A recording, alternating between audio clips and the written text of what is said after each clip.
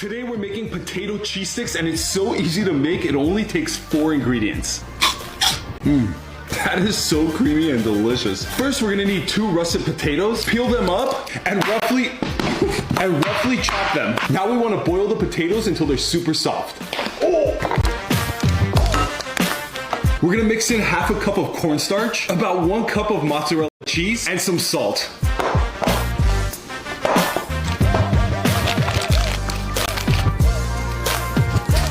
Pop this into the freezer for about 30 minutes.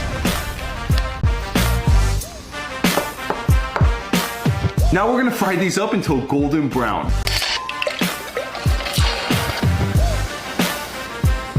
And there you have it, potato cheese sticks.